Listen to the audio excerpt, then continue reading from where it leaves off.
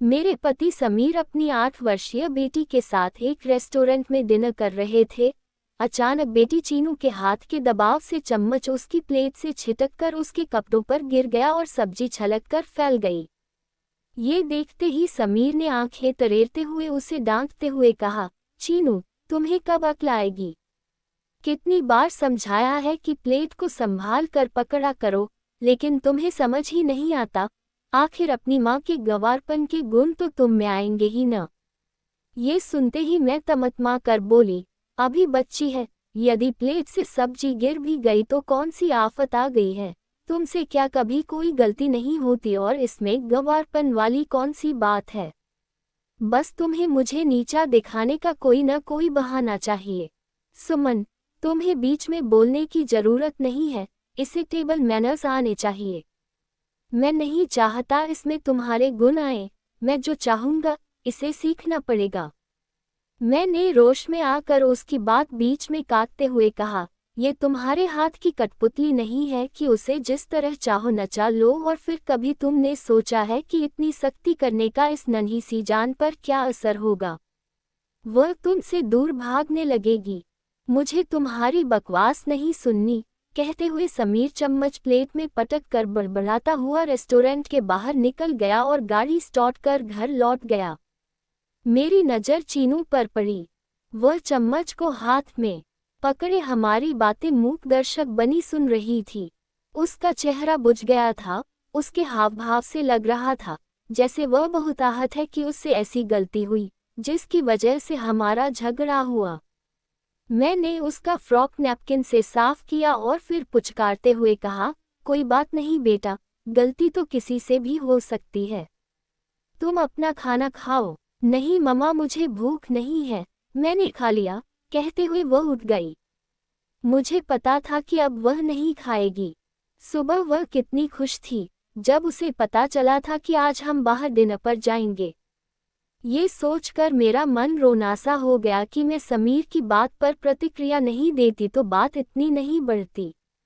मगर मैं भी क्या करती? आखिर कब तक बर्दाश्त करती?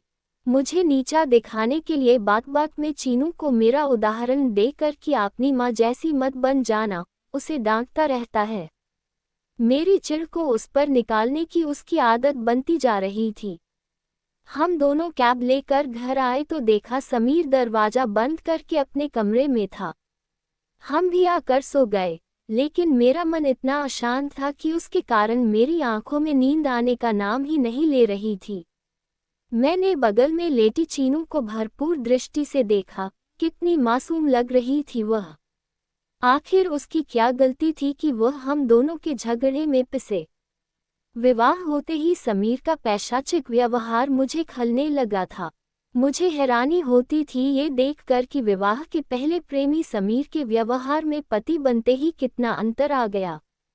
वह मेरे हर काम में मीनमेख निकाल कर यह जताना कभी नहीं चूकता कि मैं छोटे शहर में पली हूँ। यहाँ तक कि वह किसी और की उपस्थिति का भी ध्यान नहीं रखता था। इससे पहले कि मैं समीर को अच्छी तरह समझूं, चीनू मेरे गर्भ में आ गई। उसके बाद तो मेरा पूरा ध्यान ही आने वाले बच्चे की अगवानी की तैयारी में लग गया था। मैंने सोचा कि बच्चा होने के बाद शायद उसका व्यवहार बदल जाएगा। मैं उसके पालन पोषण में इतनी व्यस्त हो गई कि अपने मान पर ध्यान देने का मुझे वक्त ही नहीं मिला। वैसे चीनू की भौतिक सुख सुविधा में वह कभी कोई कमी नहीं छोड़ता था। वक्त मुट्ठी में रेत की तरह फिसलता गया और चीनू 3 साल की हो गई। इन सालों में मेरे प्रति समीर के व्यवहार में रत्ती भर परिवर्तन नहीं आया। खुद तो चीनू के लिए सुविधाओं को उपलब्ध कराकर ही अपने कर्तव्यों की इतिश्री समझता था, लेकिन उसके पालन पोषण में मेरी कमी निकालकर वह मुझे नीचा दिखाने का कोई मौका नहीं छोड़ता था। धीरे धीरे वह इसके लिए चीनू को अपना हथियार बनाने लगा कि वह भी मेरी आदतें सीख रही है, जो कि मेरे लिए असहनीय होने लगा था। इस प्रकार का वाद विवाद रोज का ही हिस्सा बन गया था और बढ़ता ही जा रहा था। मैं नहीं चाहती थी कि वह हमारे झगड़े के दलदल में चीनू को भी घसीटे। चीनू तो सहमी हुई मूक दर्शक बनी रहती थी और आज तो हद हो गई थी। वास्तविकता तो यह है कि समीर को इस बात का बड़ा घमंड है कि वह इतना कमाता है और उसने सारी सुख सुविधाएं हमें दे रखी हैं और वह पैसे से सारे रिश्ते खरीद सकता है। मैं सोच में पड़ गई कि स्त्री को हर अवस्था में पुरुष का सुरक्षा कवच चाहिए होता है, फिर चाहे वह सुरक्षा कवच स्त्री के लिए सोने के पिंजरे में कैद होने के समान ही क्यों न हो। इस कैद में रहकर स्त्री बाहरी दुनिया से तो सुरक्षित हो जाती है, लेकिन इसके अंदर की यातनाएं भी कम नहीं होती।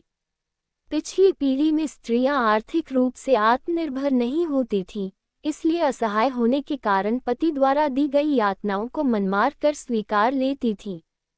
उन्हें बचपन से ही घुट्टी पिला दी जाती थी कि उनके लिए विवाह करना आवश्यक है और पति के साथ रहकर ही वे सामाजिक मान्यता प्राप्त कर सकती हैं, इसके इतर उनका कोई वजूद ही नहीं है। मगर अब स्त्रियां आत्मनिर्भर होने के साथ साथ अपने अधिकारों के लिए भी जागरूक हो गई हैं। फिर भी कितनी स्त्रियां हैं जो पुरुष के बिना रहने का निर्णय ले पा रही हैं। लेकिन मैं ये निर्णय लेकर समाज की सोच को झुठला कर रहूंगी। तलाक लेकर नहीं, बल्कि साथ रहकर। तलाक ही हर दुखद वैवाहिक रिश्ते का अंत नहीं होता। आखिर यह मेरा भी घर है, जिसे मैंने तनबंधन से संवारा है। इसे छोड़कर मैं क्यों जाऊं? लड़कियों का विवाह हो जाता है तो उनका अपने मायके पर अधिकार नहीं रहता। विवाह के बाद पति से अलग रहने की सोचे तो वही उस घर को छोड़कर जाती है। फिर उनका अपना घर कौन सा है जिस पर वे अपना पूरा अधिकार जता सकें? अधिकार मांगने से नहीं मिलता, उसे छीनना पड़ता है। मैंने मन ही मन एक निर्णय लिया और बेफिक्र होकर सो गई। सुबह उठी तो मन बड़ा भारी हो रहा था। समीर अभी भी सामान्य नहीं था। वह ऑफिस के लिए तैयार हो रहा था तो मैंने टेबल पर नाश्ता लगाया, लेकिन मैं ऑफिस में नाश्ता कर लूंगा बड़बड़ाते हुए निकल गया। मैंने भी उसकी बात पर कोई प्रतिक्रिया नहीं दी। चीनू आकर मुझसे लिपट गई। बोली, मम्मा, पापा को इतना गुस्सा क्यों आता है? मुझसे थोड़ी सब्जी ही तो गिरी थी। आपको याद है उनसे भी चाय का कप लुढ़क गया था और आपने उनसे कहा था कि कोई बात नहीं, ऐसा हो जाता है। फिर तुरंत कपड़ा लाकर आपने सफाई की थी। मेरी गलती पर पापा ऐसा क्यों नहीं कहते? मुझे पापा बिल्कुल अच्छे नहीं लगते। जब वे ऑफिस चले जाते हैं तब घर में कितना अच्छा लगता है। सब ठीक हो जाएगा बेटा, तू परेशान मत हो, मैं हूं ना, कहकर मैंने उसे अपनी छाती से लगा लिया और सोचने लगी कि इतनी प्यारी बच्ची पर कोई कैसे गुस्सा कर सकता है। ये समीर के व्यवहार का कितना अवलोकन करती है और इसके बालसुलभ मन पर उसका कितना नकारात्मक प्रभाव पड़ रहा है। समीर और मुझ में बोलचाल बंद रही। कभी भी वह औपचारिकतावश चीनू से पूछता कहीं जाने के लिए तो वह ये देखकर कि वह मुझसे बात नहीं करता है, उसे साफ मना कर देती थी। वह सोचता था कि कोई प्रलोभन देकर वह चीनू को अपने पक्ष में कर लेगा, लेकिन वह सफल नहीं हुआ।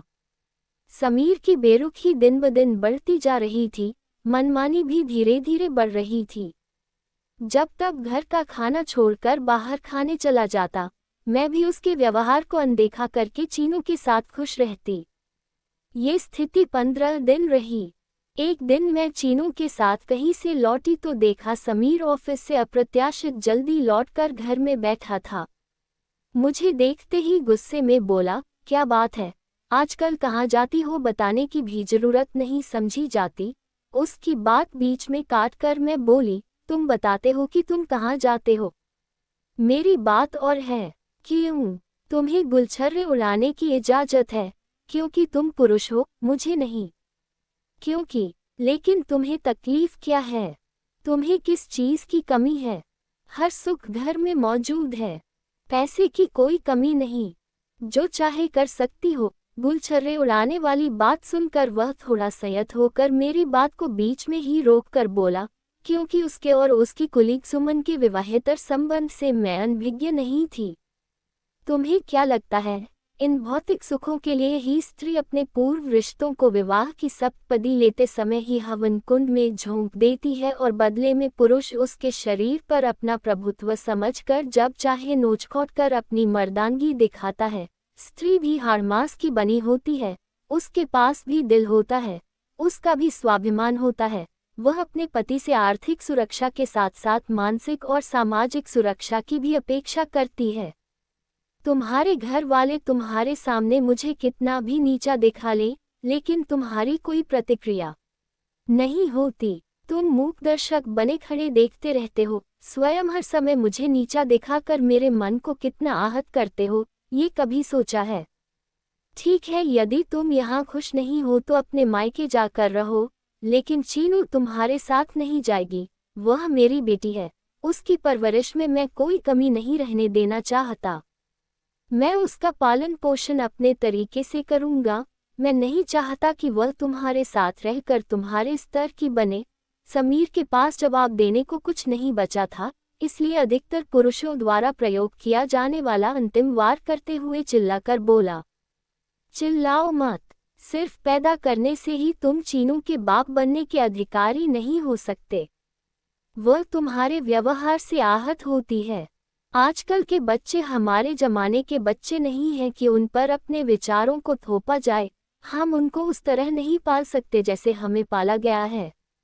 इनके पैदा होने तक समय बहुत बदल गया है।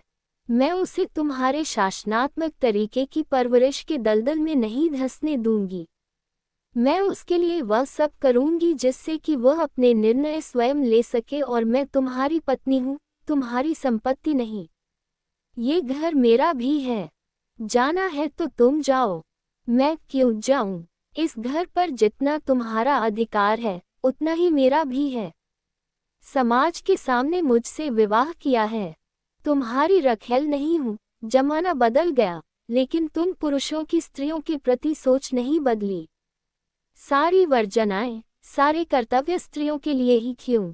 उनकी इच्छाओं, आकांक्षाओं का तुम पुरुषों की नज़रों में कोई मूल्य नहीं है। उनके वजूद का किसी को एहसास तक भी नहीं। लेकिन स्त्रियां भी क्यों उर्मिला की तरह अपने पति के निर्णय को ही अपनी नियत समझकर स्वीकार लेती हैं? क्यों अपने सपनों का गला घोंटकर पुरुषों के दिखाए मार्ग पर आंख मूंद कर चल देती हैं? क्यों अपने जीवन के निर्णय स्वयं नहीं ले पाती? क्यों औरों के सुख के लिए अपना बलिदान करती हैं? अभी तक मैंने भी यही किया, लेकिन अब नहीं करूंगी। मैं इसी घर में स्वतंत्र होकर अपनी इच्छानुसार रहूंगी। समीर पहली बार मुझे भाषणात्मक तरीके से बोलते हुए देखकर अवाक रह गया। पापा, मैं आपके पास नहीं रहूंगी। आप मुझे प्यार नहीं करते, हमेशा डांटते रहते हैं। मैं मम्मा के साथ रहूंगी और मैं उनकी तरह ही बनना चाहती हूँ। आई हेट यू पापा। पर्दे के पीछे खड़ी चीनू, जो कि हमारी सारी बातें सुन रही थी, बाहर निकलकर रोष और खुशी के मिश्रित आंसू बहने लगी। मैंने देखा कि समीर पहली बार चेहरे पर हारे हुए खिलाड़ी के से भाव लिए मूक दर्शक बना रह गया। कहानी पढ़ने के लिए हमें सब्सक्राइब करें। Kanpur story dairy. Thanks for watching.